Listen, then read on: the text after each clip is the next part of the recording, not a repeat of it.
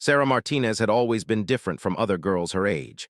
While her classmates worried about makeup and dating, she spent weekends at her grandfather's ranch learning to shoot. The old man, a Vietnam veteran, taught her that precision wasn't just about pulling a trigger. It was about patience, breathing, and understanding wind patterns that could make the difference between life and death. When Sarah announced her intention to join the military, her family wasn't surprised. What shocked everyone was her choice to pursue sniper training. The recruiter's face had gone pale when she filled out her application. He tried steering her toward communications or medical roles, suggesting those might be more suitable for someone like her. Sarah ignored the comments. She'd heard them all before. At 19, standing barely 5 feet 4 inches tall, with shoulder-length brown hair and a quiet demeanor, she didn't look like anyone's idea of a deadly marksman. That was exactly what she counted on. Boot camp proved challenging, but not for the reasons everyone expected. Sarah excelled at the physical requirements, outrunning men twice her size and completing obstacle courses that left seasoned soldiers gasping. Her drill instructors were impressed but skeptical about her chosen specialty. One pulled her aside after graduation. "Listen, Martinez," Sergeant Thompson said, his weathered face serious. "Sniper school isn't summer camp. 80% of candidates wash out. Most of them are men who have been shooting since they could walk. You sure you want to put yourself through that?" Sarah met his gaze steadily. "Yes, Sergeant, I'm sure." He shook his head. "Your funeral, kid. Just don't say nobody warned you." The drive to Fort Benning felt longer than usual. Sarah stared out the window at the Georgia countryside, thinking about her grandfather's words before she left. He'd handed her his old rifle scope, the one he'd carried in the jungle decades ago. "Trust your training," he'd said. "Trust yourself. Everything else is just noise." Fort Benning Sniper School had a reputation that made grown men nervous. The course lasted 8 weeks, covering everything from advanced marksmanship to fieldcraft and camouflage. Students learned to remain motionless for hours, to calculate wind speed and bullet drop across impossible distances, and to make shots that seemed physically impossible. Sarah arrived on a Monday morning in January. The Georgia air was crisp and frost covered the training grounds. She reported to the main building carrying her gear bag and her grandfather's lucky scope. The other candidates were already gathered in the briefing room, 43 men ranging in age from 20 to 35. Every one of them had at least 3 years of military experience. Most had served in combat zones. When Sarah walked through the door, conversation stopped. 43 pairs of eyes turned to study the young woman who'd somehow ended up in their midst. She could hear whispered comments, none of them flattering. Someone snickered. Another man shook his head in disbelief. "Great," muttered a sergeant with infantry patches. "Now we're babysitting civilians." The head instructor, Master Sergeant Williams, entered the room like a force of nature. 6 feet tall with arms like tree trunks, he'd spent 15 years as a sniper and had more confirmed kills than most soldiers had training days. His eyes swept the room, pausing momentarily when they reached Sarah. "Welcome to hell," Williams announced, his voice carrying the authority of someone who'd earned every stripe on his sleeve. "For the next 8 weeks, I own your souls. Most of you will fail. That's not a threat, it's mathematics. This course has a 20% pass rate for a reason." He began packing, his boots clicking against the concrete floor. "Snipers aren't just shooters. We're invisible ghosts who can reach out and touch someone from distances that defy belief. We operate alone, behind enemy lines, with nothing but our skills and our rifles. One mistake, one moment of hesitation, one bad shot, and you're dead. Worse, your teammates are dead." Sarah listened intently, memorizing every word. Around her, she could feel the tension building. This wasn't orientation. It was intimidation designed to weed out anyone who wasn't absolutely committed. "Now," Williams continued, "let's talk about what separates the shooters from the snipers. Any fool can hit a target at 100 yards. Hell, my grandmother could probably manage that. But hitting a moving target at 800 yards in crosswinds while lying in mud for 6 hours, that's when we separate the professionals from the pretenders." He stopped directly in front of Sarah's seat. "Some of you might be wondering why certain individuals are here. Let me be clear. I don't care about your gender, your background, or your feelings. All I care about is whether you can make the shot when it counts. If you can't handle that pressure, there's the door." The first week was pure hell. Classroom instruction covered ballistics, meteorology, and field tactics. Students learned to calculate bullet trajectories, accounting for temperature, humidity, and atmospheric pressure. They studied camouflage techniques used by military forces worldwide and practiced remaining motionless for extended periods. Sarah threw herself into every lesson. While other candidates socialized during breaks, she reviewed her notes. When they complained about the workload, she requested additional reading materials. The instructors noticed but said nothing. Her classmates definitely noticed and weren't pleased. Teacher's pet, someone muttered after she answered another technical question correctly. Trying to prove something? Asked another. Sarah ignored the comments. She had nothing to prove to them. She had everything to prove to herself. The physical training was brutal. Students ran 5 miles before dawn, completed obstacle courses designed to test strength and endurance, and practiced low crawling through mud and vegetation while carrying full gear. Sarah kept pace with men who outweighed her by 50 pounds. When they flagged, she maintained her rhythm. When they complained, she stayed silent. By the end of the first week, 3 candidates had dropped out. Williams gathered the remaining group for their first live-fire exercise. "Tomorrow we head to the range," he announced. "Time to see who's been paying attention and who's been wasting my time." Sarah cleaned her rifle that night with the methodical precision her grandfather had taught her. Each component was stripped, inspected, and reassembled. The weapon had to be perfect because her life would depend on its reliability. As she worked, she thought about the challenges ahead. The real test was just beginning. The firing range at dawn looked like something from another world. Fog rolled across the open field, creating ghostly shapes that seemed to move in the pale morning light. Targets were positioned at various distances, some stationary, others designed to move unpredictably. The closest target stood at 300 yards. The furthest reached nearly 1,000. Sarah adjusted her position on the shooting mat, feeling the cold Georgia earth through her uniform. Her rifle, a modified M24, felt familiar in her hands despite being different from her grandfather's hunting rifle. The scope was military grade, designed for precision at distances that would make civilian shooters nervous. Master Sergeant Williams walked behind the line of shooters, his boots crunching on frost-covered grass. "This isn't a competition," he announced, though everyone knew better. Everything at sniper school was a competition. "This is an assessment. I need to know what you can do before I can teach you what you need to learn."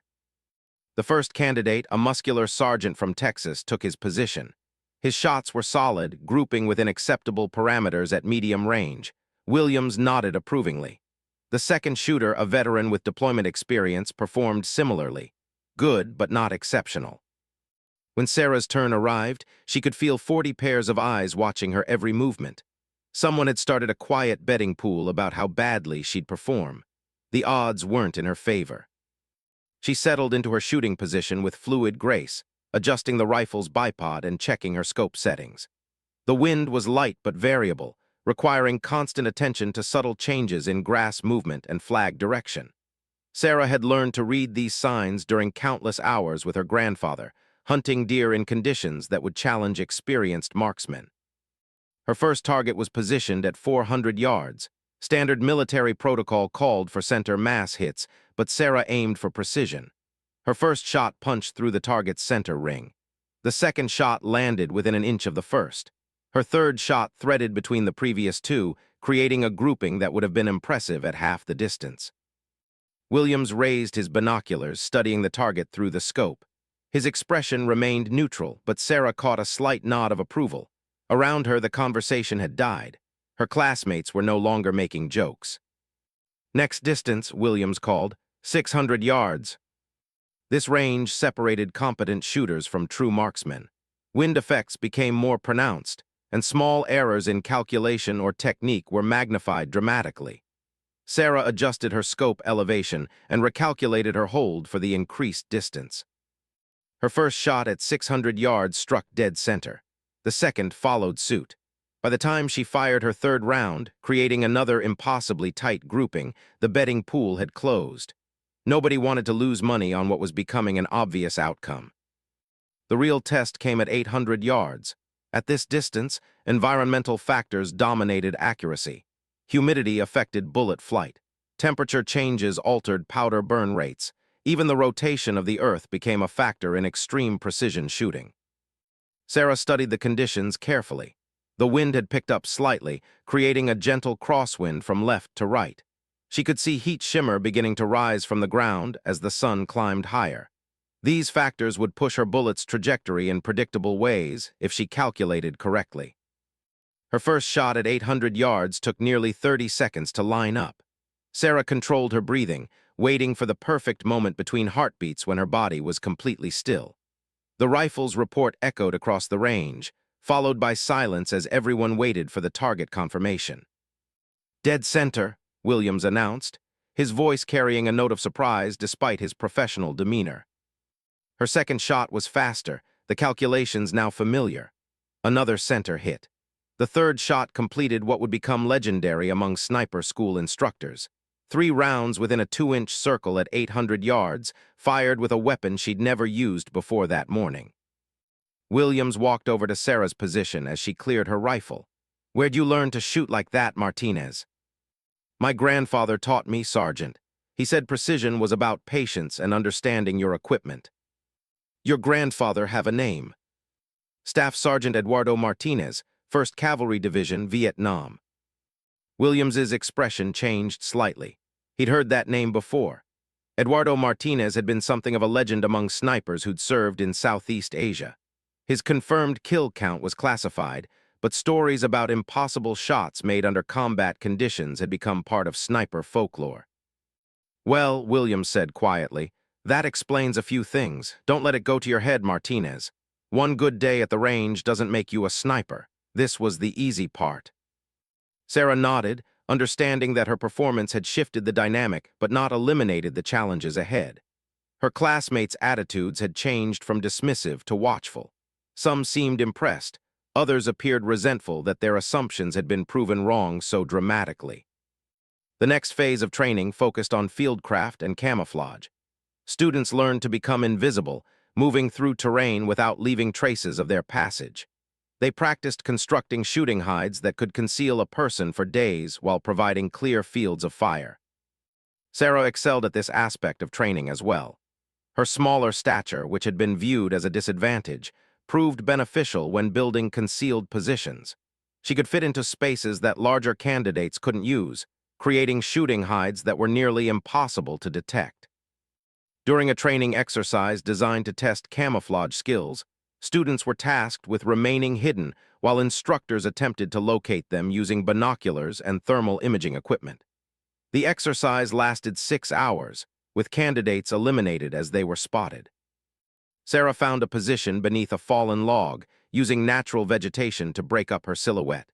She remained motionless for the entire exercise, controlling her breathing and ignoring muscle cramps that would have forced other students to shift position. When the exercise concluded, only 3 candidates remained undetected. Sarah was one of them. Master Sergeant Williams gathered the group for debrief. "Camouflage isn't about hiding," he explained. "It's about becoming part of the environment. The moment you think like a person trying to hide, you've already lost. You have to think like a piece of terrain that happens to be armed." Week 3 introduced stalking exercises, the most challenging aspect of sniper training. Students had to approach within 200 yards of instructors positioned with high-powered optics, take a precision shot, and withdraw without being detected. The exercise combined marksmanship, fieldcraft, and tactical movement into a comprehensive test of sniper skills. Sarah's first stalking exercise took place in dense woodland. She had to cover nearly a mile of terrain, moving slowly enough to avoid detection while maintaining a timeline that would allow for a successful shot. The target was an instructor positioned on elevated ground with clear sight lines across multiple approach routes. She began her approach before dawn, moving in the darkness when visibility was limited. Her route followed a drainage creek that provided natural concealment while leading toward the target area. The movement was exhausting, requiring her to low-crawl for extended distances while carrying full equipment. As daylight broke, Sarah's pace slowed dramatically. Every movement had to be calculated, each step planned to avoid creating sound or visual signatures that would reveal her position. She used shadows and natural terrain features to mask her approach, sometimes remaining motionless for 20 minutes at a time when the instructor's attention seemed focused in her direction. The final approach took 3 hours to complete. Sarah worked her way to within 150 yards of the target, close enough to guarantee accuracy despite challenging shooting conditions. She constructed a hasty firing position using available cover and settled in to observe the target's routine. Her shot, when it came, was perfect. The blank round struck the instructor's position precisely, and Sarah immediately began her withdrawal. The escape route followed a different path, avoiding the area where muzzle flash might have been observed. She reached the extraction point without being detected, completing one of the most challenging exercises in military sniper training. Williams met her at the debrief location, his expression unreadable. Time from shot to extraction. 12 minutes, Sergeant. Outstanding, that's the fastest clean extraction I've seen this year. He made notes on his clipboard. Keep this up, Martinez, and you might actually graduate. High praise from an instructor known for his demanding standards. Sarah felt a moment of satisfaction before refocusing on the challenges ahead. Graduation was still weeks away, and the most difficult tests were yet to come. Week 4 brought the psychological pressure that separated true snipers from excellent marksmen. The instructors introduced stress-inducing scenarios designed to replicate combat conditions, where perfect shots meant the difference between mission success and catastrophic failure. Sarah found herself participating in exercises where targets appeared for only seconds before disappearing. She had to identify threats among civilians, make split-second decisions about engagement rules, and deliver accurate fire while under simulated enemy observation. The training pushed every candidate to their mental limits. During one particularly challenging exercise, Sarah was positioned in an urban training environment designed to replicate Middle Eastern combat zones. Cardboard targets representing enemy combatants appeared randomly among civilian figures. Shooting a civilian target meant immediate course failure. Missing an enemy target resulted in simulated friendly casualties. She spent 4 hours in position, watching windows and doorways through her scope, while instructors used loudspeakers to simulate artillery impacts and small arms fire. The psychological pressure was intense, designed to induce the kind of stress that caused mistakes in real combat situations. When targets finally appeared, they came in rapid succession. Enemy combatant in a second-story window, visible for 3 seconds. Clean shot, center mass. Civilian woman in a doorway, hands clearly visible and non-threatening. No shot taken. Enemy fighter using a child as a human shield, partially concealed behind concrete barrier. Precise shot threading between the human shield and the target. Sarah's performance during stress testing impressed even the most skeptical instructors. While other candidates struggled with decision-making under pressure, she maintained the calm precision that had become her trademark. Her shooting remained consistent, and her judgment stayed sound even when the simulated environment created chaos around her. Master Sergeant Williams pulled her aside after a particularly difficult scenario. "Martinez, I need to ask you something, and I want a straight answer. You ever been in combat?" "No, Sergeant. This is my first deployment training." He studied her thoughtfully. "Most soldiers take months to develop that kind of stress tolerance. You're performing like someone with combat experience. Your grandfather teach you that too." Sarah considered the question carefully. "He taught me that fear is just information. Use it, don't fight it. He said panic kills more soldiers than enemy bullets." "Smart man." Williams made more notes. "Keep listening to his advice. It's keeping you ahead of candidates with years more experience." The 5th week introduced team operations, where sniper candidates worked with spotters and support personnel. Sarah was paired with Corporal James Mitchell, an infantry veteran who'd volunteered for spotter training. Their partnership would be tested in complex scenarios requiring precise coordination and communication. Mitchell had been among the most skeptical of Sarah's abilities when training began. Like many of his peers, he'd assumed her early success was beginner's luck that would fade under real pressure. Working directly with her changed his perspective completely. Their first joint exercise involved a simulated hostage rescue scenario. Sarah and Mitchell had to establish overwatch positions covering multiple buildings while assault teams prepared for entry. Their job was providing precision fire support and intelligence about enemy positions inside the target structures. Mitchell handled target identification and range calculation while Sarah maintained weapon systems and prepared for engagement. Their communication was crisp and professional, each understanding their role in the partnership. When hostile targets appeared in windows, Sarah's shots were immediate and accurate. When civilians moved through the engagement area, she held fire despite pressure to engage quickly. "Damn," Mitchell whispered after Sarah made a particularly difficult shot, hitting a target partially concealed behind bulletproof glass. "I've worked with snipers who couldn't make that shot on a good day." Their partnership continued improving throughout the week. Mitchell's experience with urban combat complemented Sarah's precision shooting skills, creating a team that consistently outperformed more experienced partnerships. Other candidates began studying their techniques, trying to understand what made their coordination so effective. The answer was trust. Mitchell had learned to rely completely on Sarah's shooting abilities, while she trusted his tactical judgment and target identification skills. This mutual confidence allowed them to operate at speeds that other teams couldn't match while maintaining the accuracy standards required for graduation. Week 6 brought the final examinations that would determine who graduated from sniper school. The testing was comprehensive, covering every skill developed during the previous weeks.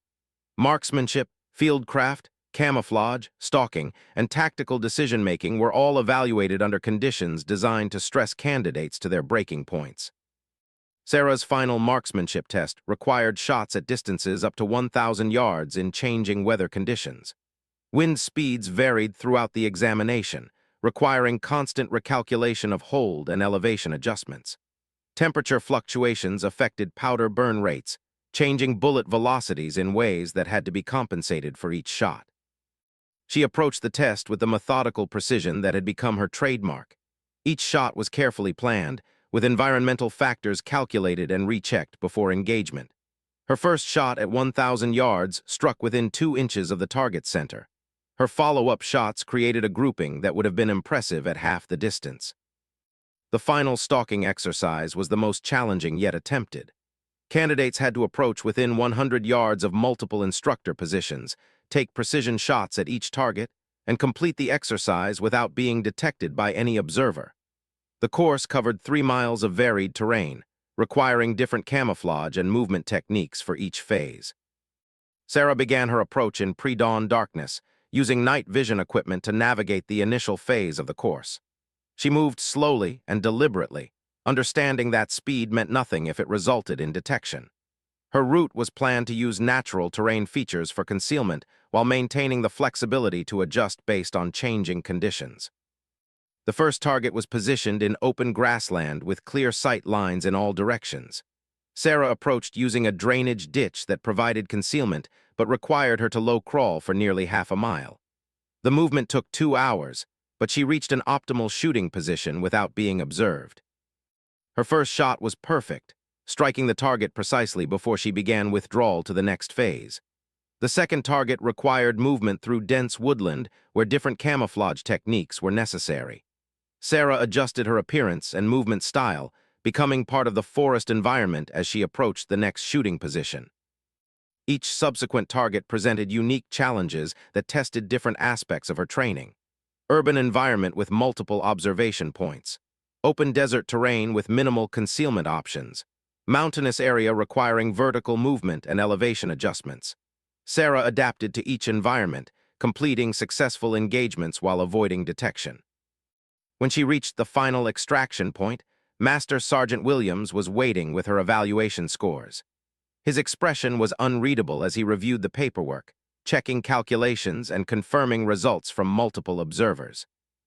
"Martinez," he said finally, "in 15 years of instructing sniper candidates, I've never seen a performance like this. Your final scores are the highest in course history. Every single category, expert level. 0 detection events during stalking exercises. 100% accuracy on precision shots." Sarah felt a moment of relief mixed with pride. The weeks of training had pushed her beyond limits she hadn't known existed, but the results justified every challenge she'd overcome. "There's something else," Williams continued. "Your grandfather's records were declassified last month. Thought you might want to know what you're living up to." He handed her a folder containing Eduardo Martinez's service record. Sarah opened the folder and read the contents in stunned silence. Her grandfather's confirmed kill count during his Vietnam deployment was 63 enemy combatants, with an additional 47 probable kills that couldn't be verified due to combat conditions. His longest confirmed shot was 1,347 yards, made using equipment far less advanced than current military standards. "He never told me," Sarah said quietly. "Men like your grandfather usually don't talk about that part of their service. But those records show where your talent comes from. You didn't just inherit his shooting ability, Martinez. You inherited his dedication to perfection." Williams gathered the training files and prepared to brief the other candidates on their final evaluations. Most would receive passing grades and graduate with basic sniper qualifications. A few would be recommended for advanced training and specialized assignments. Sarah would be offered opportunities that reflected her exceptional performance. "One more thing," Williams said. "The armorer wants to see you before graduation, something about customizing your rifle for deployment." Sarah nodded, understanding that her performance had earned recognition beyond simple course completion. The challenges ahead would be different from training exercises, but she felt prepared for whatever assignments awaited a graduate with her qualifications. The armorer's workshop at Fort Benning resembled a precision manufacturing facility more than a typical military maintenance shop. Workbenches held rifles in various stages of customization, with specialized tools and equipment that most soldiers never saw. Master Sergeant Rodriguez, the chief armorer, had spent 20 years perfecting weapons for the military's most elite marksmen. "Martinez," Rodriguez called as Sarah entered the workshop. "Heard you set some records during training. Williams says you might be ready for something special." He led her to a workbench where a rifle lay partially assembled. The weapon was clearly based on military specifications, but every component had been upgraded or customized for maximum precision. The stock was adjustable for perfect fit, the barrel was hand-selected for accuracy, and the trigger mechanism was tuned to precise specifications. "This is a custom M24A3, Rodriguez explained, running his hands along the rifle's sleek lines. "We build maybe a dozen of these per year for snipers with exceptional qualifications. The waiting list is usually 6 months, but Williams requested priority processing for your weapon." Sarah examined the rifle carefully, noting modifications that went far beyond standard military equipment. The scope mounting system was designed for maximum stability. The barrel was free-floated to eliminate stress points that could affect accuracy, and the action was blueprinted to tolerances measured in thousandths of inches. "What makes it different from standard equipment?" Sarah asked. "Everything," Rodriguez replied with obvious pride. "This rifle is capable of half-minute accuracy at ranges exceeding 1,000 yards. In the right hands, it's a precision instrument that can make shots most people consider impossible." He began explaining the technical specifications while Sarah listened intently. The barrel was manufactured from premium steel, stress-relieved and hand-lapped for optimal bore dimensions. The trigger broke cleanly at exactly 2.5 pounds, providing consistent release characteristics. The stock incorporated an adjustable cheek rest and length of pull system that allowed perfect fit regardless of shooting position or equipment configuration. "But here's the special part," Rodriguez continued, opening a locked case containing ammunition. "We load custom cartridges for each rifle. The powder charges are weighed to within 1/10 of a grain, bullets are sorted by weight and dimensional specifications, and primers are tested for consistency. This ammunition is more accurate than most civilian target rounds." Sarah understood the implications immediately. Standard military ammunition was manufactured for reliability and consistency across thousands of different rifles. Custom ammunition was optimized for one specific weapon, achieving accuracy levels that were impossible with mass-produced rounds. "The rifle and ammunition combination is capable of placing shots within a 4-inch circle at 1,000 yards, assuming proper environmental calculations and shooting technique. We've had snipers achieve even better results under ideal conditions." Rodriguez began reassembling the rifle, his movements precise and practiced. Each component was fitted with care that bordered on reverence, understanding that lives would depend on the weapon's reliability and accuracy. "Now," he said, "let's talk about personalization. Each custom rifle receives unique markings that identify the original user. Most snipers choose their initials, unit designation, or service number. What would you like?" Sarah considered the question carefully. The markings would become part of the rifle's permanent identity, carried through whatever assignments and deployments lay ahead. She thought about her grandfather's influence, the training that had brought her to this point, and the responsibilities that came with graduating at the top of her sniper class. She said finally, for my grandfather Eduardo Martinez. Rodriguez nodded approvingly. Good choice. Honoring family tradition shows the right priorities. He made notes on the customization worksheet. The engraving will be subtle but permanent, professional work that won't interfere with the rifle's function or camouflage characteristics. The personalization process took several days to complete. While Rodriguez and his team worked on the rifle, Sarah attended final briefings and administrative processing. Her orders had arrived, assigning her to a special operations unit that deployed regularly to combat zones where precision shooting skills were in high demand. Major Patricia Hawkins, the unit's commanding officer, met with Sarah to discuss her assignment. Hawkins was herself a former sniper who transitioned to command roles after 8 years of operational deployments. Her reputation included successful missions in Iraq, Afghanistan, and classified operations that weren't discussed in official records.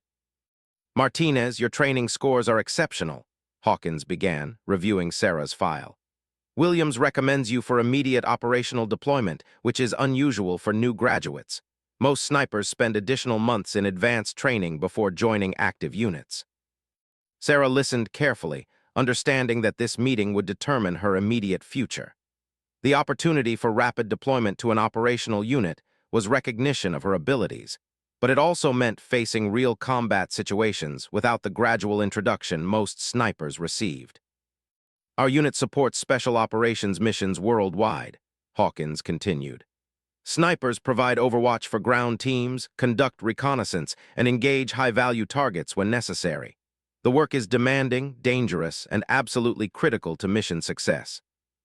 The briefing covered operational procedures, equipment requirements, and the training pipeline that would prepare Sarah for deployment.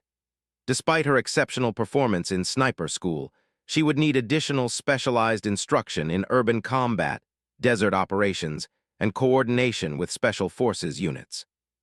There's something else we need to discuss, Hawkins said, her tone becoming more serious. Female snipers face unique challenges in combat zones. Some cultures and enemy forces specifically target women in uniform. Others underestimate female soldiers, which can be a tactical advantage. You need to understand both dynamics. Sarah appreciated the honest assessment. She'd heard stories about female soldiers facing additional dangers in certain operational theaters, but she'd also learned that underestimation could be a powerful tactical asset when used properly. I understand, ma'am. I'm prepared for whatever challenges come with the assignment. I believe you are, Hawkins replied. Your grandfather's record suggests you come from a family that understands military service. That legacy, combined with your demonstrated abilities, makes you a valuable addition to this unit. The final week at Fort Benning included ceremony preparations and equipment issue. Sarah received specialized gear optimized for operational deployments, advanced optics, communication systems, camouflage appropriate for multiple environments, and survival equipment designed for extended missions behind enemy lines.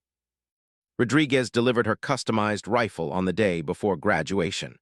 The weapon was more beautiful than Sarah had expected, with the subtle engravings honoring her grandfather barely visible unless examined closely. The rifle felt perfectly balanced in her hands, as though it had been designed specifically for her dimensions and shooting style. Take care of her, Rodriguez said, handing over the weapon case and ammunition load. That rifle represents thousands of hours of skilled labor and decades of accumulated knowledge. More importantly, it's going to keep you alive in situations where second place isn't an option. Sarah accepted the rifle with appropriate solemnity, understanding the responsibility that came with such specialized equipment. The weapon wasn't just a tool. It was a precision instrument that required proper maintenance, careful handling, and continuous training to maintain its capabilities. Graduation day arrived with typical military ceremony and formality. Families gathered to watch candidates receive their sniper qualification badges, marking the completion of one of the military's most demanding training programs. Sarah's parents attended the ceremony, along with her grandfather who'd made the trip from Texas despite his advancing age. Eduardo Martinez wore his dress uniform, the ribbons and decorations telling the story of service in a different war fought with different weapons. His presence at the ceremony represented the continuation of family military tradition, passing expertise and dedication from one generation to the next. When Sarah's name was called to receive her qualification badge, the announcement included recognition for exceptional performance and course records. Master Sergeant Williams presented the award personally, a gesture that indicated his respect for her achievements. Outstanding graduate, Williams announced to the assembled crowd. Highest scores in course history across all evaluation categories. Sarah accepted the award with quiet pride, understanding that graduation marked the beginning rather than the end of her development as a military sniper. The training had provided foundation skills, but real expertise would come through operational experience and continuous improvement of her abilities. After the ceremony, her grandfather approached with tears in his eyes.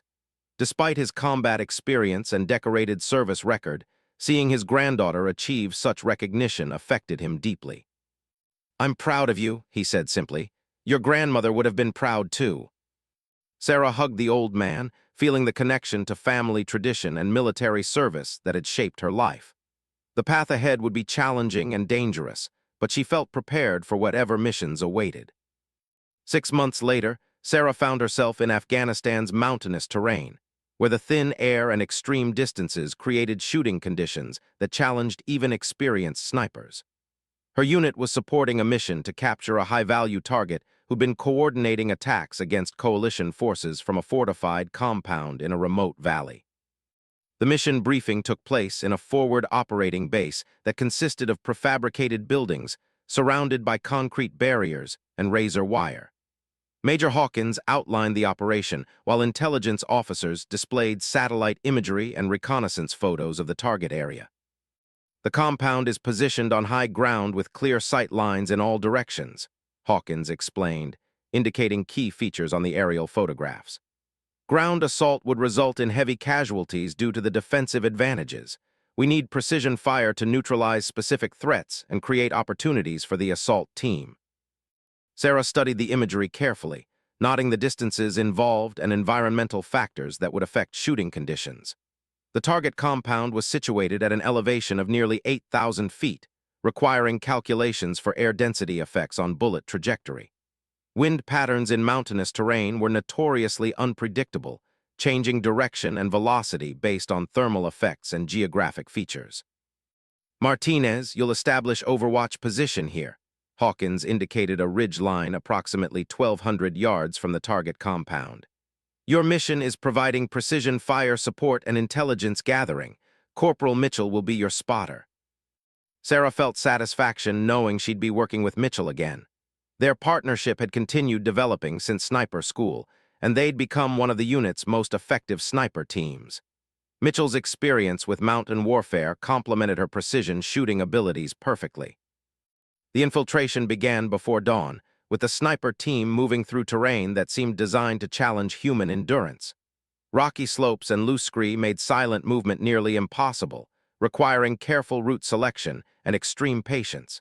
Each step had to be planned to avoid creating sounds that might alert enemy sentries. Sarah carried her customized rifle along with specialized equipment for extended operations. Her pack contained enough food and water for 3 days, camouflage netting appropriate for rocky terrain, and communication gear for coordinating with the assault team. The total weight exceeded 60 pounds, but months of conditioning had prepared her for such loads. Mitchell handled navigation and security during the approach, using GPS coordinates and terrain features to guide their movement toward the overwatch position. His infantry experience proved invaluable in the mountainous environment, helping them avoid areas where enemy patrols might be operating. They reached their designated position as dawn broke over the mountains. The view of the target compound was perfect, with clear sight lines to critical areas where enemy fighters might position themselves during an assault. Sarah began constructing a shooting hide using natural rock formations and camouflage netting to conceal their presence. The hide construction took nearly 2 hours to complete properly. Every detail had to be perfect because their lives would depend on remaining undetected while providing fire support.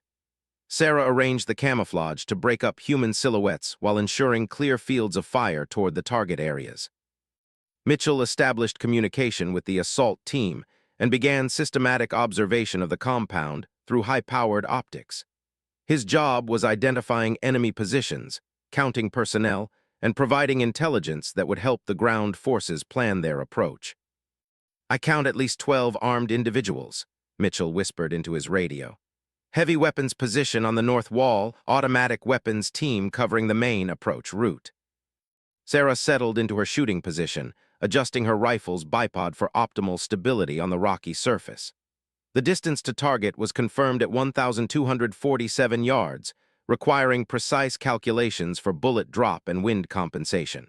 She began her environmental assessment, noting air temperature, humidity, and wind conditions that would affect her shots. The thin mountain air would increase bullet velocity slightly while decreasing atmospheric resistance. These effects partially canceled each other, but still required adjustment from standard sea-level calculations. Sarah made the necessary corrections to her scope settings, preparing for engagements that would test every skill developed during training. "Assault team is moving into position," Mitchell reported. "They'll begin their approach in 30 minutes. Sarah used the time for final preparations, checking her equipment and reviewing engagement priorities with Mitchell. When the assault began, she would need to identify and engage specific threats rapidly while avoiding friendly fire incidents. The margin for error was non-existent. The first shots came from the compound's defenders as they detected the approaching assault team. Muzzle flashes revealed enemy positions that had remained hidden during hours of observation.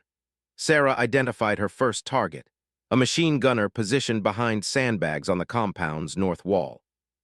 Her shot calculations had to account for the target's elevation relative to her position, adding complexity to an already challenging engagement.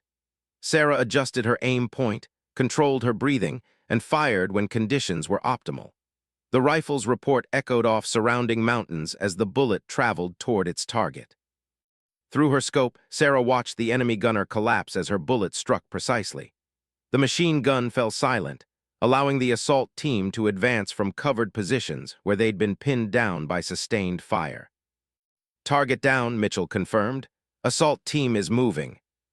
Sarah's next target was a sniper positioned in a tower overlooking the compound's main entrance.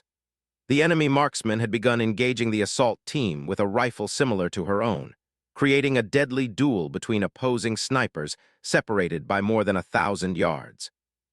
The enemy sniper was skilled, forcing the assault team to take cover as his shots came uncomfortably close to their positions.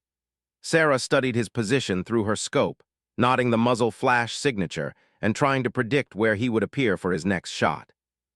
When the enemy sniper exposed himself to engage the assault team, Sarah was ready. Her bullet crossed the distance in less than 2 seconds, striking the opposing marksman before he could complete his shot. Another threat eliminated, another obstacle removed from the assault team's path. "Outstanding shooting," Mitchell whispered, 2 for 2 at extreme range. The engagement continued for nearly an hour as assault team members fought their way through the compound's defenses. Sarah provided precision fire support throughout, engaging specific threats that endangered the ground forces while avoiding civilian casualties in nearby buildings. Her most challenging shot came when an enemy fighter attempted to escape through a window barely visible from her position. The target was partially concealed, moving rapidly, and positioned at an angle that required compensation for both elevation and wind effects. Sarah had perhaps 3 seconds to make calculations and deliver accurate fire. The shot seemed impossible to observers, but Sarah's training and natural ability made it routine. Her bullet found its target despite the challenging conditions, preventing the enemy fighter from reaching a weapon cache that could have changed the battle's outcome. When the compound was finally secured, the assault team radioed confirmation of mission success. The high-value target had been captured along with significant intelligence materials. No coalition casualties were reported, largely due to the precision fire support that had eliminated key threats before they could effectively engage the ground forces. "Outstanding work," Major Hawkins radioed from the command post. "Precision shooting at those distances under combat conditions is exactly what we need from our sniper teams." Sarah and Mitchell began their withdrawal from the Overwatch position, carefully policing their area to avoid leaving evidence of their presence. The extraction route followed different terrain to minimize the chance of encountering enemy forces who might be responding to the compound assault. During the movement back to base, Mitchell expressed his amazement at Sarah's shooting performance. "I've worked with snipers who couldn't make those shots on a range, let alone in combat conditions. Where did you learn to shoot like that under pressure?" "My grandfather always said that pressure was just another environmental factor to calculate and compensate for," Sarah replied. "Fear and adrenaline affect accuracy the same way wind and temperature do. Understand their effects and adjust accordingly." Back at the forward operating base, intelligence officers debriefed the sniper team on their observations and engagement details. The information would be analyzed and incorporated into future mission planning, helping improve techniques and procedures for similar operations. Major Hawkins met privately with Sarah after the formal debriefing. "Martinez, your performance today was exceptional even by special operations standards. 3 successful engagements at ranges exceeding 1,000 yards, 0 friendly fire incidents, perfect tactical coordination with ground forces." Sarah listened to the assessment while maintaining professional demeanor, but she felt satisfaction knowing her abilities were being recognized at the operational level. The mission had validated her training and demonstrated her readiness for the most challenging assignments. "There's something else," Hawkins continued. "Your rifle. The armorer wants to add mission markings to commemorate today's engagements. It's traditional for snipers with confirmed kills to maintain records of their operational success." Sarah considered the proposition carefully. She understood the significance of such markings while recognizing that they represented lives taken in service to her country and unit. The decision wasn't made lightly. "Yes, ma'am, I'd like to honor that tradition." When Rodriguez added the first marks to Sarah's rifle, they were small and discreet but permanent. Each mark represented a successful engagement, a threat eliminated, and lives saved among her fellow soldiers. The tradition connected her to generations of military snipers who'd carried similar records on their weapons. 18 months into her deployment, Sarah had earned a reputation that preceded her arrival at any forward operating base. The small marks on her rifle's stock had multiplied into a pattern that spoke of consistent operational success across multiple theaters. Word traveled quickly in special operations communities about snipers who could be counted on when missions required impossible shots under extreme conditions. The mission that would define her career came during a hostage rescue operation in an urban environment where precision meant the difference between saving innocent lives and creating a massacre. Intelligence indicated that 3 American contractors were being held in a building surrounded by densely populated civilian areas, with hostage takers positioned at windows overlooking crowded streets. The tactical situation was every sniper's nightmare. Multiple targets in close proximity to hostages, limited sight lines due to urban terrain, and potential for massive civilian casualties if the operation failed. Traditional assault techniques would likely result in hostage deaths and significant collateral damage among noncombatants.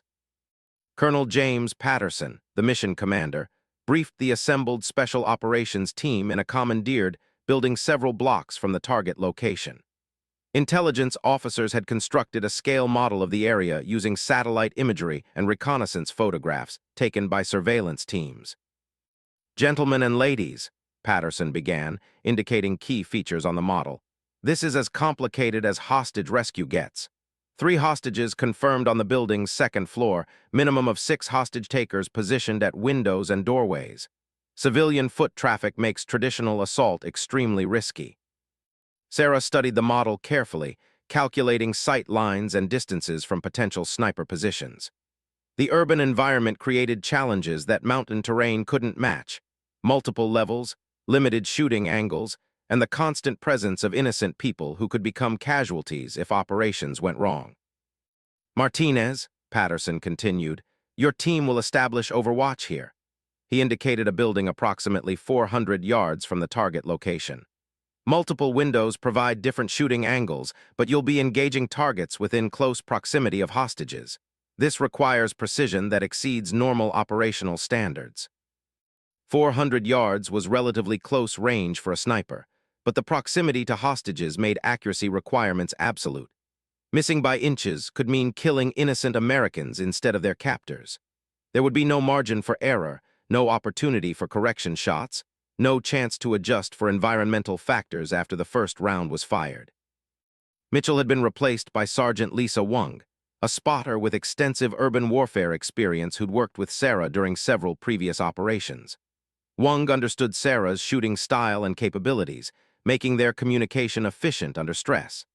Their partnership had developed trust that allowed rapid target identification and engagement. Hostages are located in the northeast corner room, Patterson explained, pointing to specific windows on the model.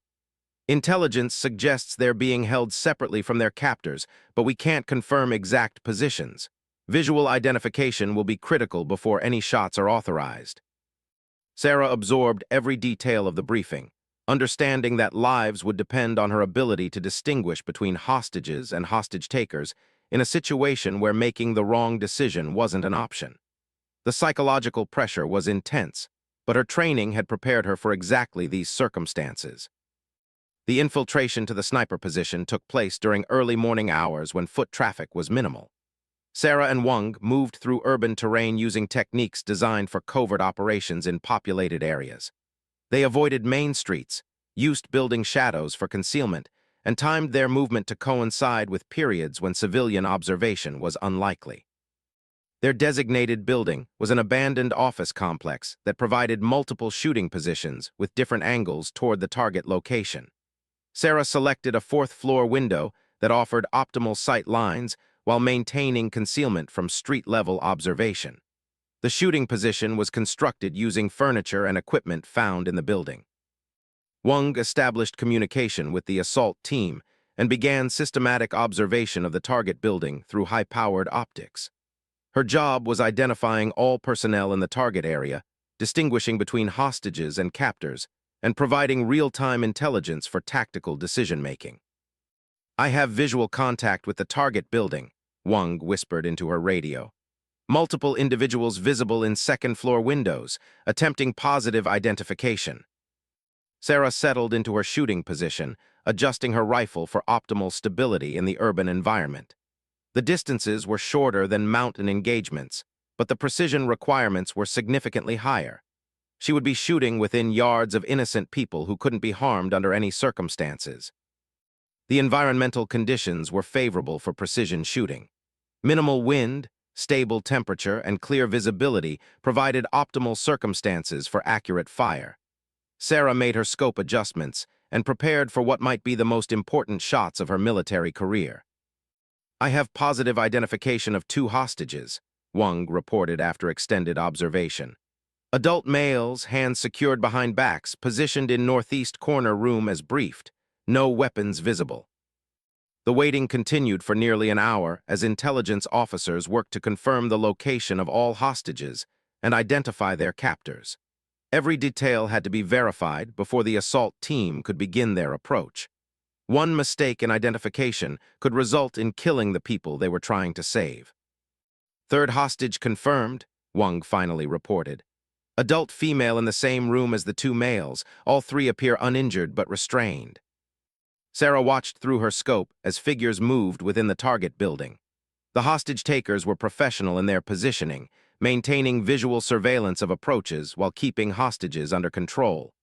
They understood tactical principles and were prepared for military response to their actions. "I have target identification," Wong continued.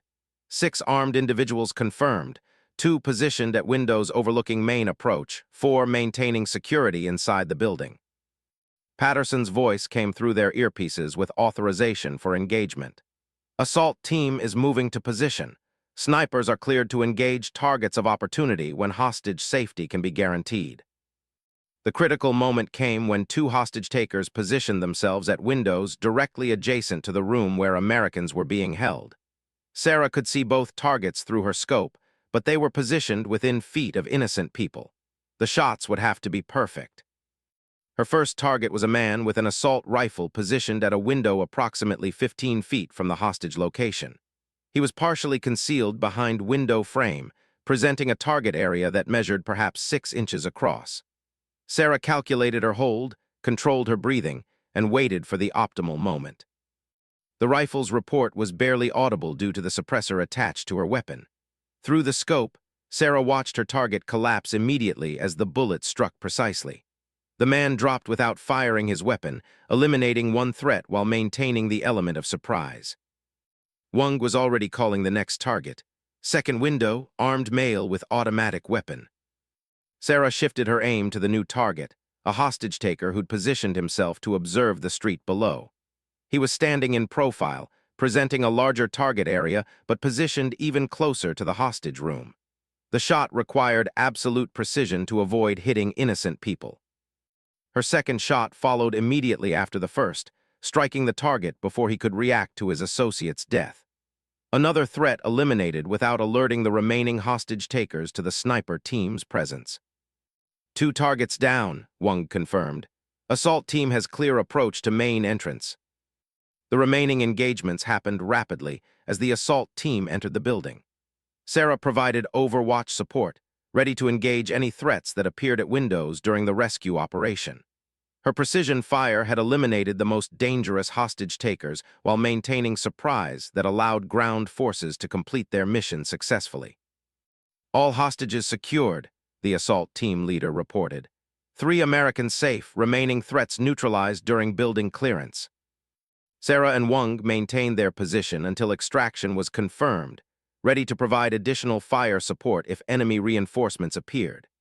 The mission concluded without additional combat, marking another successful operation where precision shooting had prevented potential casualties among both hostages and assault personnel. During post-mission debriefing, Colonel Patterson praised the sniper team's performance. Outstanding shooting under extreme pressure. Those engagements required precision that few snipers could achieve under similar circumstances. The mission added 2 more marks to Sarah's rifle, bringing her confirmed total to a number that impressed even veteran special operations personnel. More importantly, the successful hostage rescue demonstrated her ability to perform when lives hung in the balance of each shot.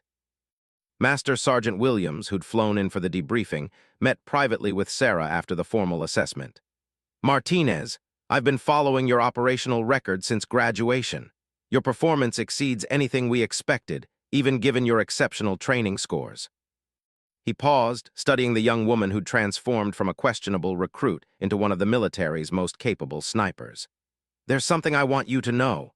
Those instructors who told you to quit during training, they've been following your career too. Your success has changed how we evaluate candidates who don't fit traditional expectations."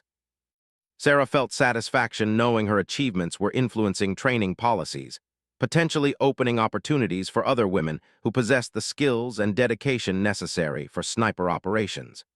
Her success was creating pathways that hadn't existed before. "Your grandfather would be proud," Williams continued. "His record was impressive for his era, but you're operating in conditions he never faced with precision that exceeds his achievements. You've honored his legacy while establishing your own reputation." When Sarah returned to the forward operating base, Rodriguez was waiting with her rifle and the materials necessary to add mission markings for her latest successful engagements. The small marks had become a record of operational success that other snipers studied and respected. "How many now?" Rodriguez asked as he prepared his engraving tools. Sarah counted carefully, ensuring accuracy in the record that would follow her weapon throughout its service life. 27 confirmed engagements across multiple operational theaters.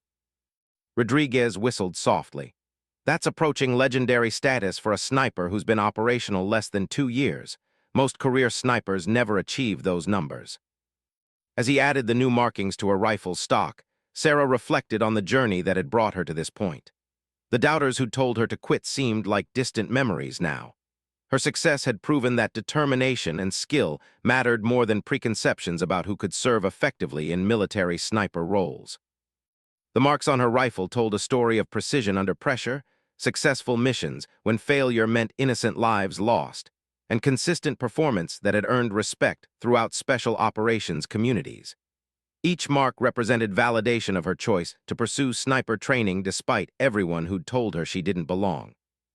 Sarah Martinez had become exactly what her grandfather always knew she could be: a soldier who made the shots that others couldn't, when lives depended on absolute precision.